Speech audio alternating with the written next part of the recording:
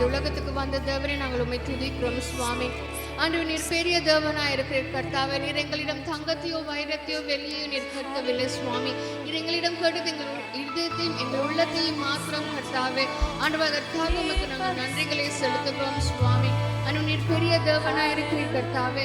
ஆண்டவரே நீர் எல்லாவற்றிலும் விட மேலான தேவனா இருக்கிற கர்த்தாவே. அதற்காக உமக்கு நன்றி சுவாமி.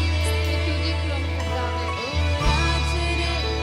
எல்லா நாமத்துக்கும் மேலான தேவன் உமது நாமம் ஆண்டவரே.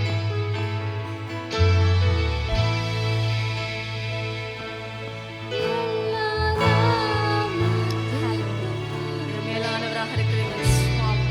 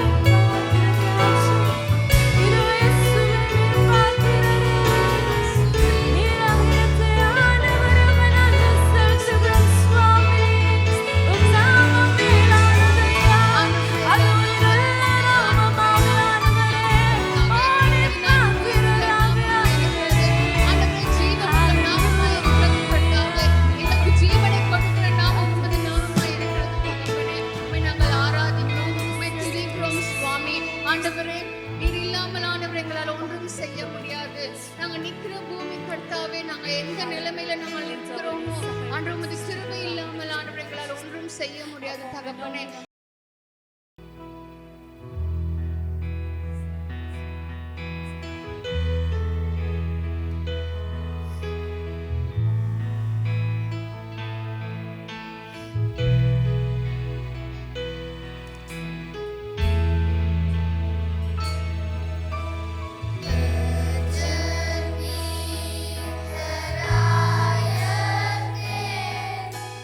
Thank you.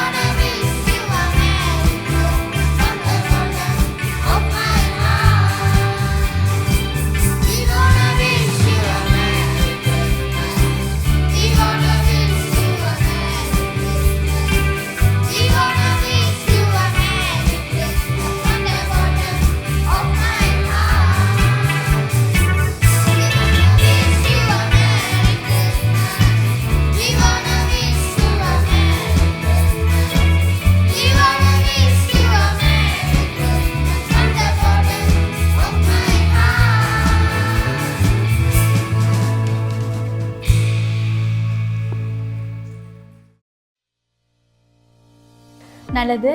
உங்கள் ஒவ்வொருவரையும் இயேசு கிறிஸ்துவின் இனிதான நாமத்தினாலே வாழ்த்தி வரவேற்கிறேன். எம்முடைய இணையதளத்திற்குள்ளாக நடைபெறுகிற ஆராதனைகள் தமிழ் ஆராதனை காலை 7 மணிக்கும், சிங்கள ஆராதனை காலை 8:30க்கும், ஆங்கில ஆராதனை 10 மணிக்கும் நடைபெறுகிறது.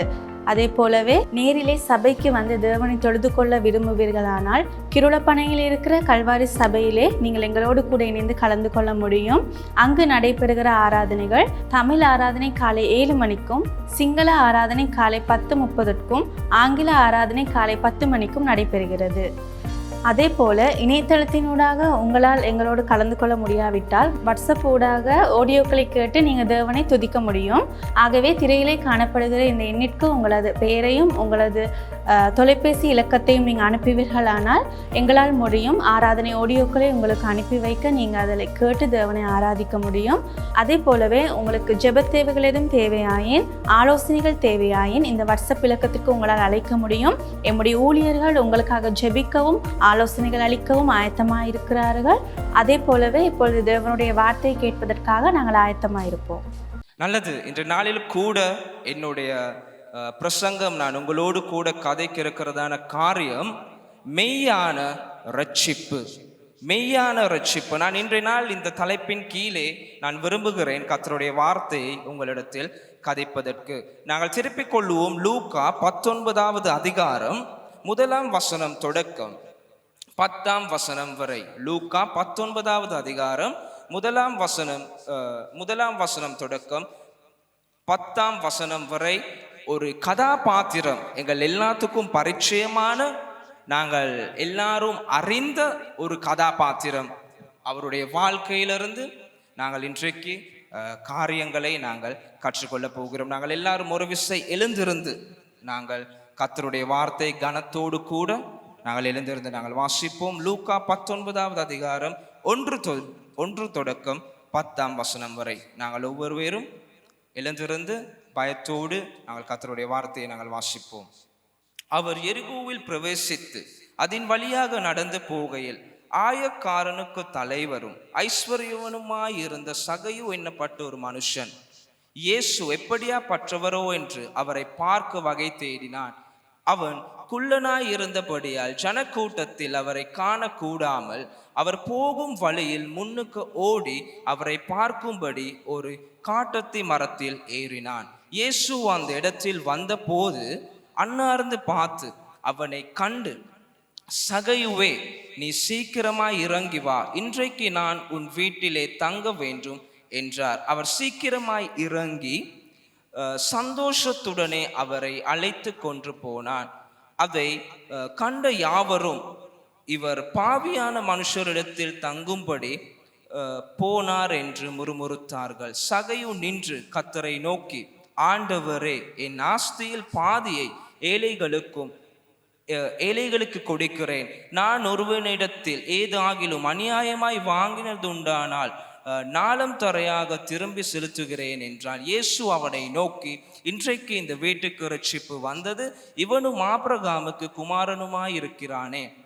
இழந்து போனதை தேடவும் ரட்சிக்கவுமே மனுஷகுமாரன் வருகிறார் என்றார். நாங்கள் ஜெபம் செய்வோம். அன்புள்ள இயேசு சுவாமி, இந்த காலை வேளைக்காக உமக்கு நாங்கள் நன்றி செலுத்துகிறோம். உம்முடைய இந்த ஜீவனுள்ள வார்த்தைகளுக்காக நாங்கள் உம்மை துதிக்கிறோம் ஆண்டவரே. இன்றைய நாளிலும் கூட இந்த வார்த்தைகளை கொண்டு சுவாமி இந்த மெய்யான ரட்சிப்பை எங்களுடைய வாழ்க்கையிலே நாங்கள் அனுபவிக்க, ஆண்டவரே, நீர் பிறந்த இந்த மாதத்திலே, ஆண்டவரே, நாங்கள் உம்முடைய பிறப்பை கொண்டாடுகிற இந்த மாதத்திலே அந்த உண்மையான ரட்சிப்பை எங்களுடைய வாழ்க்கையிலே நாங்கள் அனுபவித்து உம்முடைய பிறப்பை கொண்டாட எங்களுக்கு நீர் கிருபை செய்வீராக. இந்த வார்த்தையினூடாக எங்களோடு பேசுங்க, எங்களோடு இடைப்படுங்க, எங்களை ஆசீர்வதிங்கள். இயேசு கிறிஸ்துவின் நாமத்தினால் வேண்டுகிறோம் நல்ல பிதாவே, ஆமென். நன்றி. யாவரும் நாங்கள் அமர்ந்திருப்போம். இந்த இடத்திலே நாங்கள் பார்க்கிறோம் சகையு என்கிறதான ஒரு மனுஷனை. வேதம் 3 காரியங்களை இந்த சகையு பற்றி தெளிவாய் பேசுகிறது. முதலாவது காரியம் என்ன? இந்த சகையு ஒரு ஆயக்காரனின் தலைவன். யார்? ஒரு ஆயக்காரன். இவனுடைய வேலை, இவன் வரி வசூலிப்பது. நாங்கள் ஆங்கிலத்தில் சொன்னா டாக்ஸ் கலெக்டர். இவனுடைய வேலை, இவனுடைய தொழில் வரி வசூலிக்கிற தொழில். அதை போல வேதம் இனி ஒரு காரியத்தை சொல்லுகிறது இவனை பற்றி. யார் இவன்? இவன் ஒரு ஐஸ்வர்யவான். இந்த வேதம் இந்த 2 காரியங்களையும் சகையுவை பற்றி கூறுகிறது. இந்த ஆயக்காரர்கள் என்றாலே இவர்கள் பணக்காரர்கள் தான், ஐஸ்வர்யவான்கள் தான். ஏனென்றால் இந்த சகையுடைய காலத்திலே, இந்த இயேசு கிறிஸ்துடைய காலத்திலே இந்த உலகத்தை ஆட்சி செய்தவர்கள் ரோமர்கள். ரோம சாம்ராஜ்யத்தின் கீழே அநேக தேசங்கள், அநேக நாடுகள் அவர்களுக்கு வசமாக இவர்கள் கைப்பிடித்து கொண்டிருந்தார்கள். அந்த தேசங்களிலே இந்த ரோமர்கள் என்ன செய்வார்கள்? அந்த ஜனங்களுக்கு வருடாந்த ஒரு வரியை அவர்கள் நியமித்திருந்தார்கள், இந்த ரோம அரசாங்கத்துக்கு செலுத்தத்தக்கதாக.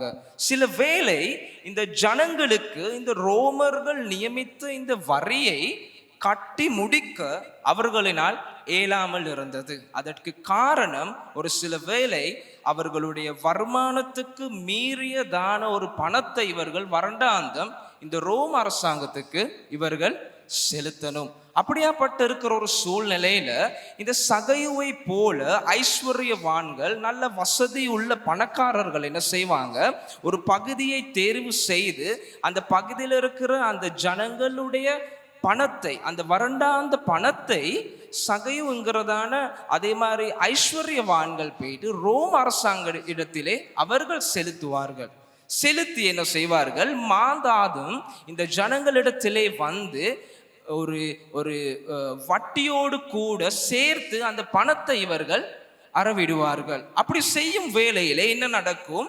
சகையு போல இந்த ஆயக்காரர்கள் ஜனங்களை வஞ்சனமாய் வஞ்சித்து அவர்களை ஏமாற்றி அவர்கள் கொடுக்க வேண்டிய பணத்தைக்கு விட மேலதிகமான பணத்தை அவர்கள் வஞ்சனையாய் பெற்றுக்கொள்வார்கள். இன்னைக்கு இருக்கிற பிரச்சனை என்னன்னா, இந்த சகையு ரோம அரசாங்கத்துக்கு கீழே வேலை செய்யறதுனால இந்த ஜனங்களுக்கு சகையுவின் மேலே கையை வைக்கவோ, அவனுக்கு ஏசவோ, அவன் மேல கோபப்படவோ, அவன் மீது அவர்களுடைய அந்த ஆதிக்கத்தை செலுத்தவோ எதுவுமே ஏலா.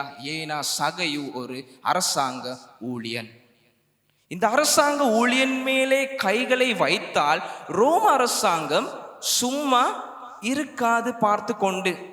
எனவே என்ன செய்வார்கள்? இந்த ரோமர்கள் அவர்களுக்கு அவன் சகையு மேலே யாராவது கையை வைத்தாலோ, அவனை அடித்தாலோ, அவன் வஞ்சனை செய்யும் பொழுது அந்த பணத்தை கொடுக்காமல் அவனுக்கு ஏதாவது செய்தாலோ ரோம அரசாங்கம் அவனுக்கு பின்பதாக இருந்து இந்த ஜனங்களுக்கு தேவையான தண்டனைகளை அவர்கள் கொடுப்பார்கள். ரோமர்கள் மிகவும் கொடியமான ஒரு ஜனக்கூட்டம். சிலுவை மரணத்தை கொண்டு வந்தவர்கள் இந்த ரோமர்கள். நாங்கள் பார்த்தோம், இந்த இடத்தில் வாலிபர்கள், பிள்ளைகள் சேர்ந்து அழகான இந்த இயேசு கிறிஸ்துவின் அந்த மரணத்தை அவர்கள் வெளிக்காட்டினார்கள். அந்த சிலுவை மரணத்தை கொண்டு வந்தவர்கள் ரோமர்கள். ஒரு மனிதனுடைய சம்பூர்ண இரத்தத்தை சிந்தி அவனை ஒரு சிலுவை ஒரு மரத்தின் மேலே ஏற்றி ஆணிகளினாலே அடித்து தொங்கவிட்டு கொல்லக்கூடிய அந்த கொடிய மரணத்தை கொண்டு வந்தவர்கள் ரோமர்கள். இப்படியாப்பட்ட மிகவும் பயங்கரமானவர்கள் இந்த ரோம அதிகாரிகள். அவர்களுக்கு கீழே இருந்தவன் தான் யாரு? இந்த சகையு. அதனாலே இந்த ஜனங்கள் இவன் ஏமாற்றி இந்த ஜனங்களை மோசம் செய்து வஞ்சனையாக இவன் பணங்களை எடுத்துக்கொண்டால், ஆனால் இவனுக்கு விரோதமாக பேசுவதற்கோ செயல்படுவதற்கோ ஜனங்களுக்கு முடியாத ஒரு சூழ்நிலை. அதுக்கப்புறம் இனி ஒரு காரியம் சகைவை பத்தி வேதம் சொல்லுகிறது. இவன் குள்ளனாயிருந்தான். இவனுடைய சரீரத்திலே ஒரு குறைபாடு, இவனுடைய சரீரத்தில் இவன் சாதாரண ஒரு மனிதனை போல அல்லாமல் இவனுடைய சரீரத்தில் ஒரு குறைபாடு இருந்தது. இவன் ஒரு குள்ளன். இந்த 3 காரியங்கள் வேதம் எங்களுக்கு தெளிவாய் சகைவை பத்தி பேசுகிறது.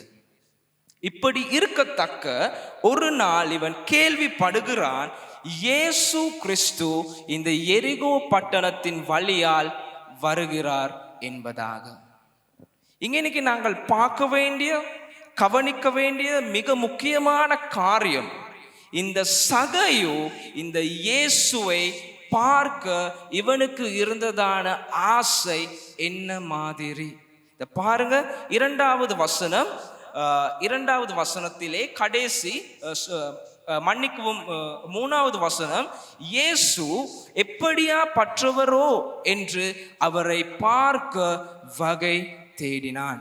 ஒரு சில வேளை இந்த சகையு முன்பதாகவே கேள்விப்பட்டு இருக்க வேண்டும் இந்த இயேசு உடைய அற்புதங்கள், அவர் செய்ததான அதிசயங்கள், அவரை என்ன மாதிரி ஜனங்களுக்கு அவர் படிச்சு கொடுத்தாரு, என்ன மாதிரி அவர் ஜனங்களோடு இடைப்பட்டாரு, அற்புதங்களை செஞ்சிருக்கிறாரு, அதிசயங்களை செஞ்சிருக்கிறாரு, நோய்களை சுகமாக்கி இருக்கிறாரு, பிசாசுகளை துரைத்திருக்கிறாரு, மரித்தவர்களை உயிரோடு கூட எழுப்பியிருக்கிறார் என்கிறதான காரியங்களை சகையு கேள்விப்பட்டு இருக்க வேண்டும். அதனாலதான் இவன் யோசிக்கிறான், என்னது இந்த இயேசு எப்படியா பட்டவரோ என்று பார்க்க இவன் வகை தேடினான்.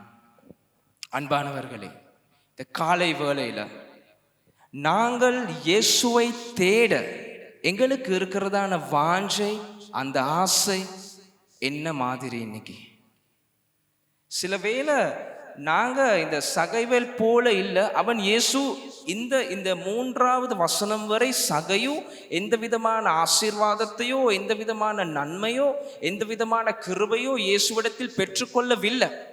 ஆனால் அவனுக்கு இருந்ததான ஆசை, அந்த தாகம், இன்றைக்கு நான் எப்படியாவது இந்த இயேசுவை பார்ப்பேன். ஆமேன், ஆமேன். இன்னைக்கு எங்களில் எத்தனை பேர் விரும்புறீங்க அந்த இயேசுவை எங்களுடைய வாழ்க்கையில் தினம்தோறும் பார்க்க? ஆமே. இன்னைக்கு எங்களுடைய வாஞ்சை எப்படியாக இருக்குது? இயேசுவை பார்க்க. அவருடைய ராஜ்யத்தை குறித்து எங்களுடைய வாஞ்சை எப்படியாக இருக்குது? அவருடைய ராஜ்யத்தின் வேலைகளை குறித்து எங்களுடைய தாகம், அந்த ஆசை எப்படியாக இருக்கிறது? ஒரு சில வேளை இந்த வருடத்தில் நாங்கள் இறுதியான மாதத்தில் இருக்கிறோம், அப்படிதானே? இறுதியான மாதத்தில் இருக்கிறோம். இனி ஒரு சில நாட்கள்ல நாங்கள் அடுத்த ஒரு புதிய ஒரு வருடத்துக்கு நாங்கள் காலடி அடித்து வைக்க போகிறோம்.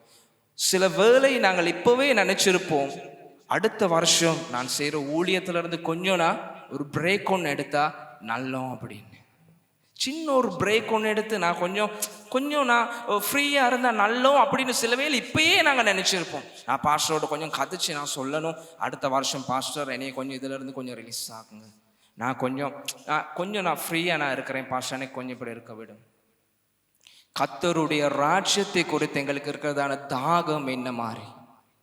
சில வேளை நாங்கள் நினைத்திருப்போம், அன்பானவர்களே, கர்த்தரை நாங்கள் தினமும் தேட, அவருடைய ராஜ்யத்துக்காக தினமும் நாங்கள் உழைக்க எங்களுடைய வாழ்க்கையில நாங்கள் தீர்மானம் எடுக்கணும். இந்த சகையு இயேசுவிடத்தில் எதுவுமே இதுவரை அவன் பெற்றுக்கொள்ளவில்லை. ஆனால் இந்த இயேசுவை எப்படியாவது நான் இன்னைக்கு பார்ப்பேன் என்று அவனுக்குள்ள இருந்ததான அந்த தாகம், அவனுக்குள்ள இருந்ததான அந்த ஆசை என்ன செய்தது? அவனை இயேசுவை காண வைத்தது. நாங்கள் பார்க்க போகிறோம், அப்படியே நாங்கள் வாசிப்போம் என்ன நடக்கிறது.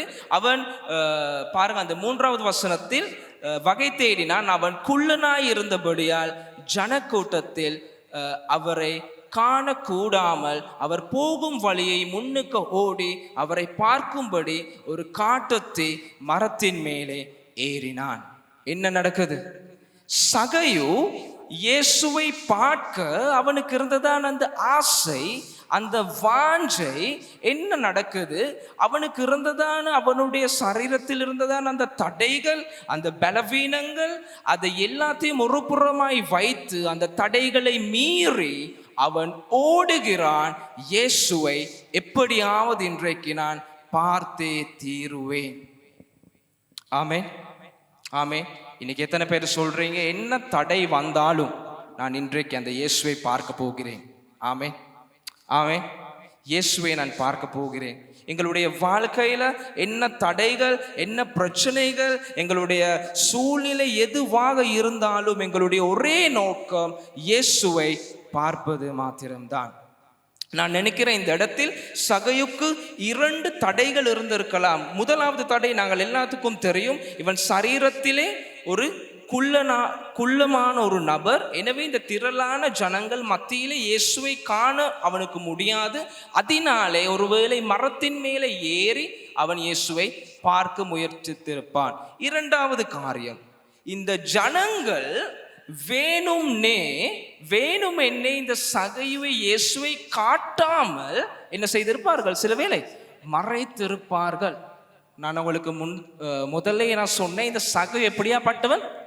ஒரு வஞ்சகன்.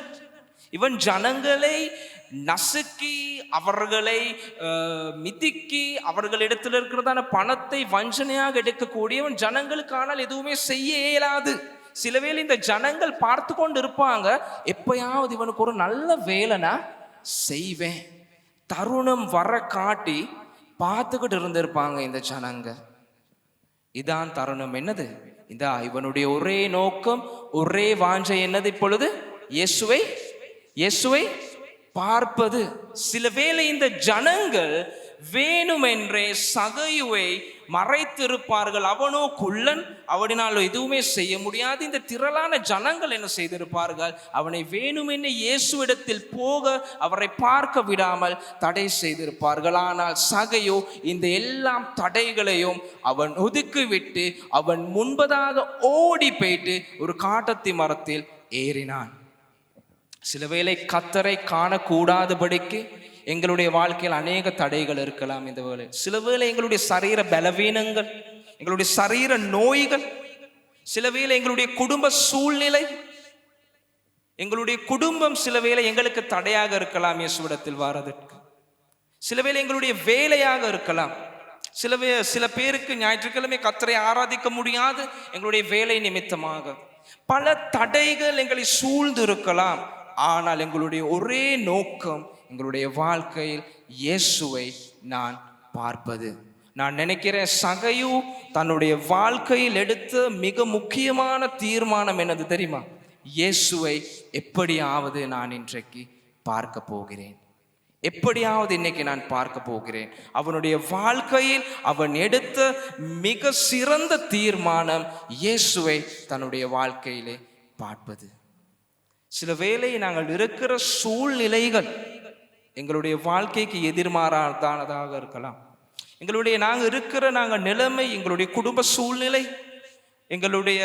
நாங்கள் நடத்துகிற எங்களுடைய வாழ்க்கை முறை சில வேளை எதிர்மானதாக இருக்கலாம். அது தடையாய் காணப்படலாம். ஆனால் நாங்கள் இந்த காலை வேளை எடுக்க வேண்டிய மிக முக்கியமான காரியம், என்னுடைய வாழ்க்கையில் முதல் பங்கு இயேசு கிறிஸ்து. அந்த இயேசு கிறிஸ்துவை இன்றைக்கு நான் காணப்போகிறேன். ஆமென். எத்தனை பேர் ஆமென் சொல்றீங்க?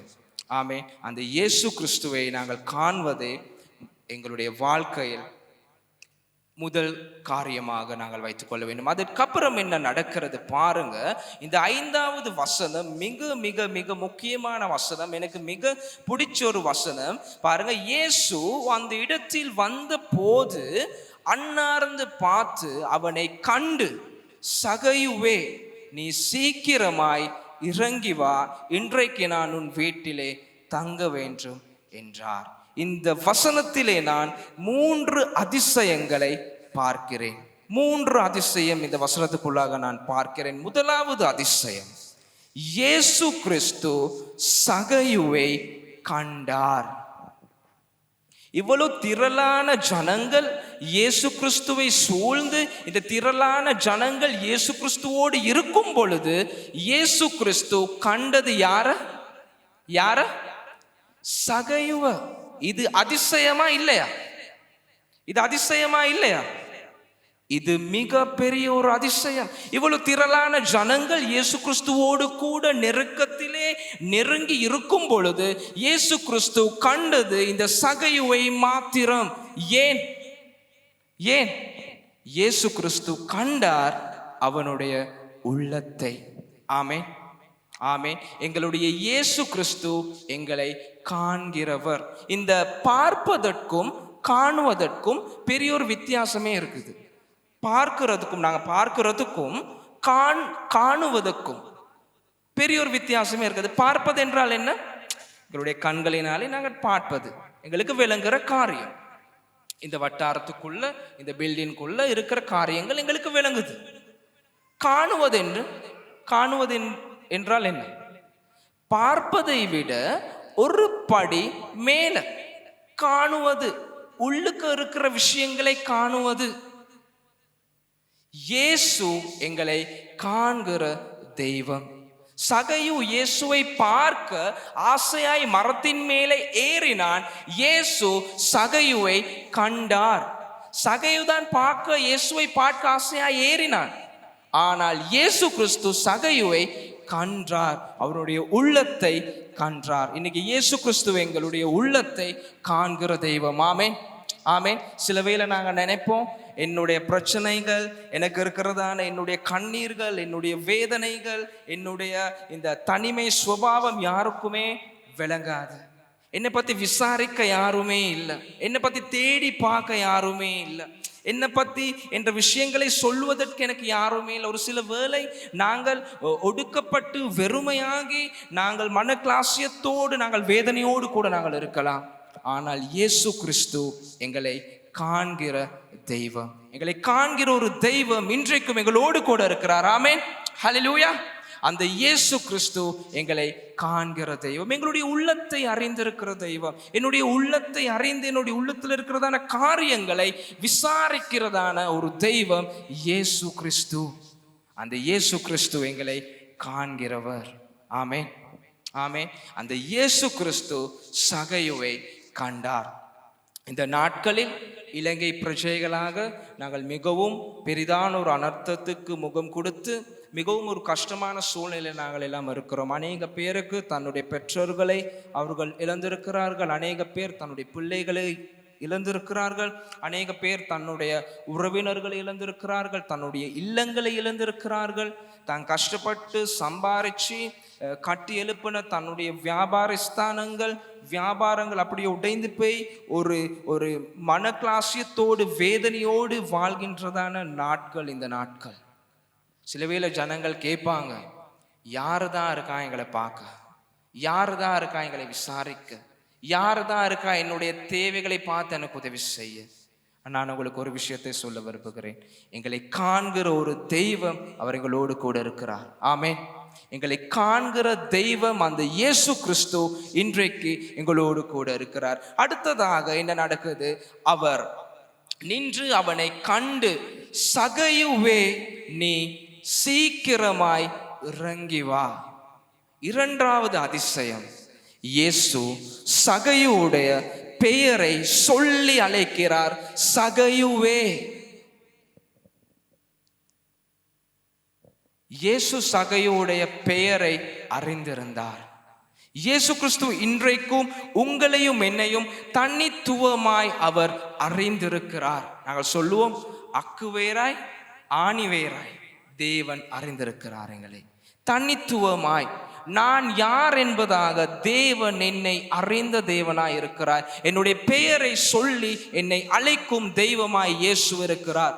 ஆமென், ஆமென். சில வேளை சண்டைங்க வந்தா நாங்கள் சொல்லுவோம், ஏய் என்னை பற்றி உனக்கு தெரியாது, நான் யாருன்னு உனக்கு தெரியாது. ஆமா, தெரியாது, ஜனங்களுக்கு தெரியாது நாங்கள் யாருன்னு. மனுஷன் எப்போ மாறுவான், எப்போ என்ன செய்வான், இப்போ சிரிச்சுட்டு இருப்பான், அதுக்கப்புறம் அழுவான், இப்போ நல்லா சந்தோஷமா இருப்பான், அதுக்கப்புறம் கோவப்படுவான், இப்போ நல்லா பேசுவான், அதுக்கப்புறம் நல்லா பேச மாட்டான். மனுஷன் அப்படித்தான், யாருன்னு தெரியாது, புரிஞ்சு கொள்ளவே கஷ்டம். யாராவது இன்னைக்கு இருக்கிறீங்களா? உங்களுடைய குடும்பத்தார நல்லா புரிஞ்ச ஒரு நபர் இருக்கிறீங்களா? யார் சார் இன்னைக்கு? கொஞ்சம் கையை தூக்கி காட்டுங்க எனக்கு. ஹஸ்பண்ட் மனைவியை நல்லா புரிஞ்சிருக்கிறீங்களா? மனைவி ஹஸ்பண்டை நல்லா புரிஞ்சிருக்கிறீங்களா? இல்லாட்டி பிள்ளைகள் தன்னுடைய பெற்றோர்களை நல்லா புரிஞ்சிருக்கிறீங்களா? பெற்றோர்கள் இல்லாட்டி பிள்ளைகளை நல்லா புரிஞ்சிருக்கிறீங்களா? யாருமே யாரையும் ஒழுங்கா புரிந்து கொள்ளவே இயலாது. மனுஷனுடைய இயல்பு அது. எந்த நேரம் அவன் மாறுவான், எந்த நேரம் என்ன செய்வான் அவனுக்கே தெரியாது. ஆனால் இயேசு எங்களை தனித்துவமாய் அறிந்திருக்கிற தெய்வம். எங்களுடைய மனப்பான்மைகள், எங்களுடைய எண்ணங்கள், எங்களுடைய உள்ளங்கள் இருக்கிற காரியங்கள், எங்களுடைய மனதிலே ஓடுகிற காரியங்கள், என்னுடைய அந்தரங்க காரியங்கள், அந்தரங்க பாவங்கள், அந்தரங்க அடிமைத்தனங்களை இயேசு வெளிச்சமாய் அறிந்திருக்கிற தெய்வமாய் இருக்கிறார். எனக்கு மறைப்பதற்கு என்னுடைய வாழ்க்கையில எதுவுமே இல்லை. ஏன்னா அவர் நான் யாருன்னு நல்லா அவருக்கு தெரியும். ஆமென். இயேசு சகையுவை நன்றாய் அறிந்திருந்தார். அவனுடைய பெயரை சொல்லி இயேசு அழைக்கிறார், சகையுவே. இது அதிசயமா இல்லையா? இது அதிசயமா இல்லையா? இந்த திரளான ஜனங்கள் இவ்வளோ இருக்கத்தக்க இயேசு கிறிஸ்து சகையுவை கண்டு அவனை பெயரை சொல்லி அழைக்கிறார். சகையுவே நீ இறங்கி வா. இந்த காலை வேளையில் அந்த இயேசு கிறிஸ்து எங்களுடைய பெயரை சொல்லி அழைக்கிற தெய்வமாய் இருக்கிறார். மூன்றாவது காரியம் நாங்கள் சீக்கிரமாய் நாங்கள் பார்ப்போம். அவர் என்ன சொல்லுகிறார் அதே வசனத்திலே? இன்றைக்கு நான் உன் வீட்டிலே தங்க வேண்டும் என்றார். இந்த யூதய கலாச்சாரத்தின்படி ஒரு நபர் இனி ஒரு நபருடைய வீட்டிலே போயிட்டு தங்கி ஆகாரம், இந்த உணவு எடுப்பது என்கிறது அந்த நபரை முழுமனதாய் ஏற்றுக்கிட்டார் என்று அர்த்தம். ஒரு யூதிய கலாச்சாரத்தின்படி ஒரு நபர் இனி ஒரு நபருடைய வீட்டுக்கு போயிட்டு ஆகாரம் எடுப்பாருன்னு சொன்னா அதோடைய அர்த்தம் அந்த நபரை முழுமனதாய் நான் ஏற்றுக்கொள்ளுகிறேன், முழுமனதாய் அவனை நான் மன்னித்து விட்டேன், இனி அவனுடைய துரோகமோ அவனுடைய பாவமோ என்னுடைய கண்களுக்கு விளங்காது, அவனை நான் முழு மனதோடு அவனை நான் ஏற்றுக்கிட்டேன். இயேசு இந்த இடத்தில் அதை காட்டுகிறார் சகையுவுக்கு. சகையுவை எல்லாரும் பாவிகள், இவன் ஒரு துரோகி, இவன் ஒரு பாவி, வஞ்சகன், ஏமாற்றுக்காரன் எல்லாம் இவனை லேபிள் செய்திருந்த போதிலும் இயேசு கிறிஸ்து என்ன செய்கிறார்? இவனுடைய உள்ளத்தை கண்டு இவனை ஏற்றுக்கொள்ளுகிறார், அவருடைய பிள்ளையாக ஏற்றுக்கொள்ளுகிறார். இன்னைக்கு யாராவது சொல்வீங்களா அந்த இயேசு கிறிஸ்துவை நான் ஏற்றுக்கொள்ளணும் என்னுடைய வாழ்க்கையில என்று? அந்த இயேசு கிறிஸ்து ஆவலோடு காத்து கொண்டிருக்கிறார். நீங்கள் மனம் திரும்பி அவரிடத்தில் வர காட்டி உங்களுடைய பாவங்களை மன்னிப்பதற்கு அவர் ஆவலோடு காத்து கொண்டிருக்கிறார். நீங்கள் உண்மையாய் இயேசுவை தேடும் பொழுது, உண்மையாய் அந்த இயேசுவை காண அந்த வாஞ்சை இருக்கும் பொழுது இயேசு கிறிஸ்து காத்து கொண்டிருக்கிறார் எங்களை அவர் ஏற்றுக்கொள்வதற்கு. எத்தனை பேருக்கு தேவை அந்த இயேசு கிறிஸ்து இந்த காலை வேளை? ஆமென். அந்த இயேசு கிறிஸ்து இன்றைக்கு எங்களுடைய வாழ்க்கைக்கு தேவைப்பட்டவராயிருக்கிறார். அதுக்கப்புறம் என்ன நடக்குது பாருங்க. ஆறாவது வசனம், அவன் சீக்கிரமாய் இறங்கி சந்தோஷத்தோடு அவரை அழைத்து கொண்டு போனார். சந்தோஷத்தோடு, இந்த சந்தோஷத்தோடுங்கிறதான் இந்த சொல்லுக்கு கிரேக்க சொல் பைரான். என்னது? பைரான். பக்கத்தில் இருக்கிறவர்கள் பார்த்து சொல்லுங்க, பைரான். பைரான், எல்லாரும் சொல்லுங்க, பைரான். இந்த சந்தோஷத்துடனேங்கிறதான் இந்த சொல்லுக்கு கிரேக்க சொல் பைரான். பைரான் என்றால் என்னது? பாவத்திலே, பாவ சேற்றிலே மூழ்கி நாற்றம் அடைத்து நாற்றத்தோடு கூட இருந்த என்னை, பாவியாக இருந்த என்னை, எதற்குமே உதவாமல் எல்லாராலும் தள்ளப்பட்டிருந்த என்னை பாவி என்று எண்ணி என்னை ஒதுக்கி, என்னை சமுதாயத்தில் ஒதுக்கி, வீட்டிலே ஒதுக்கி, ஒதுக்கு புறமாய் ஒரு சிறிய ஒரு குறுகிய நிலைமையில் இருந்த என்னை இயேசு கண்டு அவர் என்னை பெயரை சொல்லி என்னுடைய பாவங்களை மன்னித்து என்னை ஏற்றுக்கொண்டு அவருடைய அந்த அழைப்பை என்னுடைய வாழ்க்கையிலே கொடுத்தார். அந்த சந்தோஷம்தான், அந்த ரட்சிப்பின் சந்தோஷம்தான் இந்த இடத்தில் என்னது? பைரான். நாங்களும் பாவிகளாய் இருக்கும் பொழுது யாரோ ஒரு மனுஷன் எங்களுக்கு கர்த்தரை பற்றி சொல்லி, இல்லாட்டி ஏதாவது ஒரு துண்டு பிரதியை நாங்கள் வாசித்து கர்த்தரை பற்றி அறிந்து, இல்லாட்டி ஏதாகிலும் நாங்கள் இயேசுவை பற்றி அறிந்து என்னுடைய பாவத்தை விட்டு நான் மனம் திரும்பி அந்த இயேசுவை என்னுடைய சொந்த இரட்சகராக ஏற்றுக்கொண்ட நாளிலே எனக்கு வந்ததான் அந்த சந்தோஷம், அந்த ரட்சிப்பின் மகிழ்ச்சி, அந்த ஆனந்தம். அதுதான் என்னது? பைரான். சகையு இயேசுவை அறிந்து அவன் அந்த சந்தோஷத்தை அவன் வெளிக்காட்டுகிறான். எப்படி? அந்த மரத்திலிருந்து சீக்கிரம் இறங்கி வந்தான். அந்த ரட்சிப்பின் சந்தோஷத்தை அவன் அனுபவித்தான். நாங்கள் பார்ப்போம் 9வது வசனத்துல நாங்கள் பார்ப்போம், இயேசு அவனை நோக்கி, மன்னிக்கவும் 8வது வசனம், சகையு நின்று கர்த்தரை நோக்கி, ஆண்டவரே, என்னுடைய ஆசைகளில் பாதிகளை ஏழைகளுக்கு கொடுக்கிறேன். நான் ஒருவனிடத்தில் ஏதாகிலும் அநியாயமாய் வாங்கினது உண்டானால் நாளும் தரையாக திரும்ப செலுத்துகிறேன் என்றார். இன்னைக்கு என்ன நடக்குது? இன்னைக்கு சகையு தீர்மானிக்கிறான், நான் அநியாயமாய் இந்த ஜனங்களிடத்தில் இந்த பணங்களை நான் அநியாயமாய் நான் எடுத்திருக்கிறேன், அவர்களை வஞ்சித்து நான் எடுத்திருக்கிறேன். அவன் தீர்மானிக்கிறான், அவன் வஞ்சனையாய் எடுத்த காரியங்களை திரும்ப அந்த ஜனங்களிடத்திலே போயிட்டு கொடுப்பதற்கு. உண்மையான ரட்சிப்பு என்னதுன்னா, மெய்யான ரட்சிப்பு என்னதுன்னா, நாங்க வாயினாலே அறிக்கையிடுவது மாத்திரம் அல்ல, எங்களுடைய செயல்களினாலே நாங்கள் அது காட்டுவது. அவனுக்கு இயேசு கிறிஸ்து சொல்லல, நீ போயிட்டு நீ அநியாயமா எடுத்த காரியங்களை போயிட்டு ஜனங்களுக்கு நீ திரும்ப கொடுன்னு இயேசு கிறிஸ்து சொல்லல. சகையு தீர்மானிக்கிறான். அவன் இயேசுவை அறிந்த பொழுது, இயேசுவை அவனை கண்டு பெயரை சொல்லி அழைத்த பொழுது, ரட்சிப்பு அவனுக்கு வந்த பொழுது என்ன நடக்குது? அவனுடைய செயல்களிலே அதை அவன் காட்டுகிறான். மெய்யான ரட்சிப்பு என்றால் எங்களுடைய செயல்களிலே நாங்கள் அதை காட்டுவது. ஆமென், ஆமென். நாங்கள் வெறுமனே வாயினாலே நான் பாவி என்று அறிக்கை செய்வது மாத்திரம் அல்ல, அது முக்கியம்.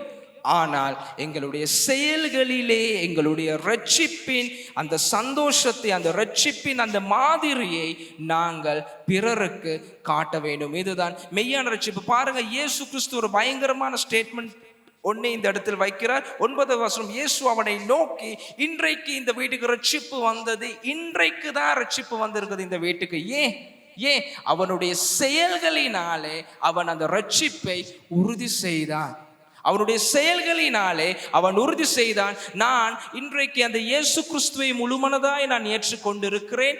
அதை அறிக்கையிடுவது மாத்திரமல்ல, தன்னுடைய செயல்களினாலே அதை காட்டினபடியால் இயேசு சொல்லுகிறார், இன்றைக்கு தான் உன்னுடைய வீட்டுக்கு ரட்சிப்பு வந்தது. ஹல்லேலூயா, ஹல்லேலூயா. நாங்கள் சில வேளை நான் கேட்டா நான் சொல்லுவோம், சிஸ்டர் நீங்கள் எத்தனை வருஷம் நீங்கள் ரட்சிக்கப்பட்டு? நான் 25 வருஷம் ரட்சிக்கப்பட்டு இருக்கிறேன். சரி, நான் கேட்டேன், பிரதர் நீங்கள் எத்தனை வருஷம் ரட்சிக்கப்பட்டு? நான் 30 வருஷம் நான் ரட்சிக்கப்பட்டு இருக்கிறேன். எங்களோட வீட்டில் தான் முதல்ல சபை தொடங்குனாங்க, நாங்கள் தான் இப்படி செஞ்சோம் அப்படி செஞ்சோம், நாங்கள் இப்படி அப்படி இப்படி அப்படி. ஆனால் ஒரு சில வேளை இன்னும் நாங்கள் முழுமையான ரட்சிப்பு அடைஞ்சில்லை. எங்களுடைய வாழ்க்கையில் இன்னும் அந்த பழைய சாம்பிரதாயமான கலாச்சாரமான காரியங்கள் எங்களுடைய வாழ்க்கையில் இருக்க தான் செய்யுது. இன்னும் ஒரு சில வேளை எங்களுடைய வாழ்க்கையில் கசப்புகள், வெறுமைகள், மேட்டிமைகள், பொறாமைகள் இருக்கதான் செய்யுது. ஒரு சில அடிமைத்தனங்கள் இருக்கதான் செய்யுது. ஒரு சில பாவங்கள் இன்னும் எங்களுக்குள்ளாக இருக்கதான் செய்யுது. இன்னுமாக நாங்கள் முழுவதுமாக அதிலிருந்து நாங்கள் வெளியிலே வரவில்லை. ஆனால் நாங்கள் சொல்றோம், நாங்கள் ரட்சிப்பு அடைந்து விட்டோம். உண்மையான ரட்சிப்பு, மெய்யான ரட்சிப்பு என்றால் எங்களுடைய செயல்களிலே அந்த ரட்சிப்பை நாங்கள் உறுதி செய்வது, எங்களுடைய செயல்களிலே அந்த ரட்சிப்பை நாங்கள் காட்டுவது. சகையு அதை தான் செய்தார். இயேசு அதனாலே சொல்லுகிறார், இன்றைக்கு உன்னுடைய வீட்டுக்கு ரட்சிப்பு வந்தது. பாருங்கள் 10வது வசனத்தை, இழந்து போனதை தேடவும் ரட்சிக்கவுமே மனுஷகுமாரன் வந்திருக்கிறார் என்றார். நாங்கள் பார்த்தோம் சற்று நேரத்துக்கு முன்பதாக இயேசு கிறிஸ்துவுடைய வாழ்க்கை வரலாறு, அவர் ஜனங்களோடு ஊழியம் செய்த விதம், அவர் பிறப்பில் எப்படி கண்ணின் மரியா இடத்தில் பரிசுத்த ஆவியானவரினால் ஒன்றான விதம், அவர் எப்படி வந்த விதம் எல்லாம் நாங்கள் இந்த இடத்தில் பார்த்தோம். மனுஷகுமாரன் வந்ததே இழந்து போனதை, இதற்காக இழந்து போனதை தேடுவதற்கும் ரட்சிப்பதற்குமே. நாங்கள் பார்த்தோம் இயேசு கிறிஸ்துடைய சிலுவை மரணத்தை, அவருடைய சிலுவை மரணம், அந்த மரணம் இன்றைக்கு எங்களுடைய பாவங்களிலிருந்து எங்களுக்கு ரட்சிப்பை தந்ததான இருக்கிறதை நாங்கள் பார்க்கிறோம். இழந்து போன எங்களுடைய வாழ்க்கை, செற்று போன எங்களுடைய வாழ்க்கை, நாற்றம் அடித்திருக்கிற எங்களுடைய வாழ்க்கை மீட்டு எடுக்க, அந்த சேற்று குழியிலிருந்து எங்களை மீட்டு எடுக்க இயேசு கிறிஸ்து இந்த உலகத்திற்கு வந்தார். அதை தான் நாங்கள் இந்த ஒரு சில நாட்களை நாங்கள் நத்தாள் என்று நாங்கள் கொண்டாட போகிறோம். ஆமே, அந்த நத்தாளை நாங்கள் கொண்டாடும் வேளையில் இந்த உண்மையான ரட்சிப்பு என்னது, ஏன் இயேசு எனக்காக வந்தார், ஏன் இயேசு எதற்காக வந்தார், ஏன் இயேசு எனக்காக இந்த பூலோகத்துக்கு வந்தார் என்கிறதான அந்த உண்மையான அர்த்தத்தை அறிந்து நாங்கள் இந்த நத்தாளை நாங்கள் கொண்டாடுவோமானால் நான் நினைக்கிறேன் இதுதான் நாங்கள் கொண்டாட போகிற உண்மையான நத்தாள். நாங்கள் இன்றைய நாள் அந்த ரட்சிப்பை எங்களுடைய வாழ்க்கையில நாங்கள் உறுதி செய்ய போகிறோம். ஆமென். எத்தனை பேர் விரும்புறீங்க நாங்கள் இன்றைக்கு அந்த ரட்சிப்பை, அந்த மெய்யான ரட்சிப்பை எங்களுடைய வாழ்க்கையில நாங்கள் அனுபவிக்க போகிறோம்? சில வேளை எங்களுடைய வாழ்க்கையில் இருக்கிறதான தடைகள், சில வேளை எங்களுடைய வாழ்க்கையில் இருக்கிறதான கசப்புகள், வாழ்க்கையில் இருக்கிறதான மேன்மையான காரியங்கள், நாங்கள் மேன்மை என்று நினைத்து கொண்டிருக்கிற காரியங்கள் எங்களுக்கு உண்மையான ரட்சிப்பை அனுபவிக்க முடியாமல் ஒரு வேளை எங்களை பிடித்து கொண்டு இன்னும் அதில் கட்டிக்கொண்டு வைத்திருக்கலாம். இன்றைய நாள் நாங்கள் அதிலிருந்து விடுதலை அடைய போகிறோம். நாங்கள் அனைவரும் எழுந்திருப்போம். நாங்கள் எழுந்திருந்து கர்த்தருக்கு நாங்கள் எங்களை ஒப்பு கொடுக்க போகிறோம். நாங்கள் சொல்லுவோம், ஆண்டவரே, இந்த காலை வேளையில் என்னை நீங்கள் கட்டுங்கப்பா, என்னை நீங்கள் திரும்ப சரி செய்யுங்க ஏசப்பா.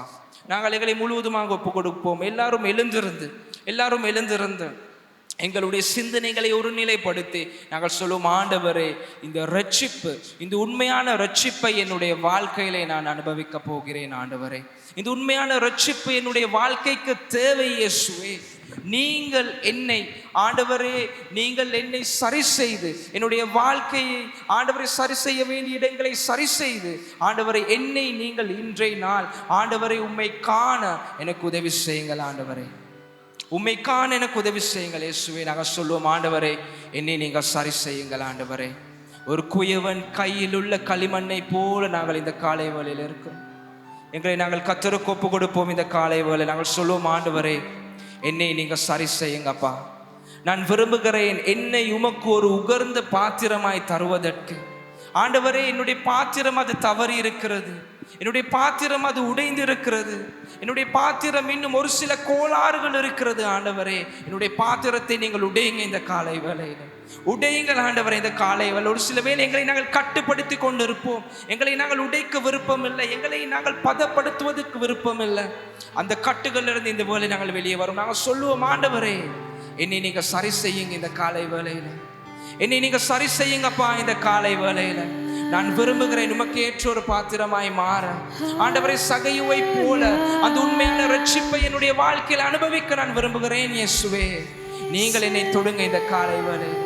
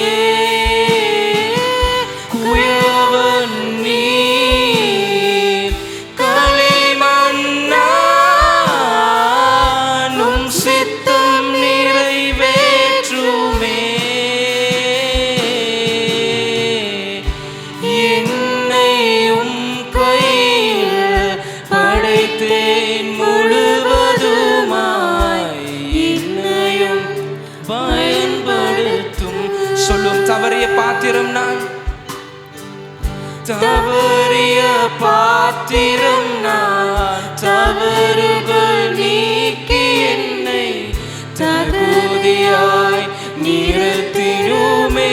நம் உள்ளத்திலிருந்து சொல்லும், ஆண்டவரே, அப்பா, நான் தவறியுள்ள பாத்திரம். ஆண்டவரே, இன்றும் என்னுடைய வாழ்க்கையில கசப்புகள், இன்னும் என்னுடைய வாழ்க்கையில மேற்றுமைகள், இன்னும் என்னுடைய வாழ்க்கையில ஆண்டவரே அந்தரங்க பாவங்கள், இன்னும் என்னுடைய வாழ்க்கையில உம்மைக்கு பிரியமில்லாத காரியங்கள் இருக்குது. இயேசுவே, இந்த காலை வேளையில குயவனே, நீர் என்னை சரி செய்யும். ஆண்டவரே, உம்முடைய கரங்களில் உள்ள களிமண்ணை போல நான் இருக்கிறேன்.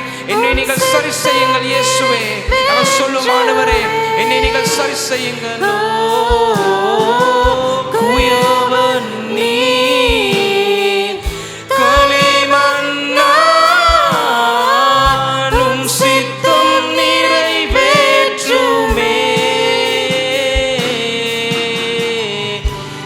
என்னையும் ஜெபத்தோடு கூட நாங்கள் சொல்லுவோம், ஆண்டவரே, சுவாமி, என்னை நான் முழுவதுமாய் படைக்கிறேன். ஆண்டவரே, என்னை நீங்கள் பயன்படுத்துங்கள். இயேசுவே, என்னை நீங்கள் பயன்படுத்துங்கப்பா. ஆண்டவரே, என்னை பயன்படுத்துங்க. ஆண்டவரே, முழுவதுமாய் என்னையும் பயன்படுத்தும். ஸ்தோத்திரம், ஹalleluya.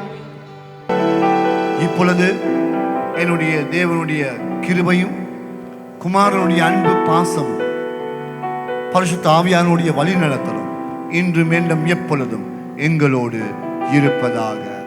ஆமென், ஆமென். ஹalleluya. நன்றி. கர்த்தர் உங்களை ஆசீர்வதிப்பாராக. சந்தோஷமாக போய் வாங்க, அன்பு செலுத்துகிறவர்களாக போய் வாங்க. கர்த்தர் தாமே உங்களோடு இருந்து உங்களை வழி நடத்துவார்.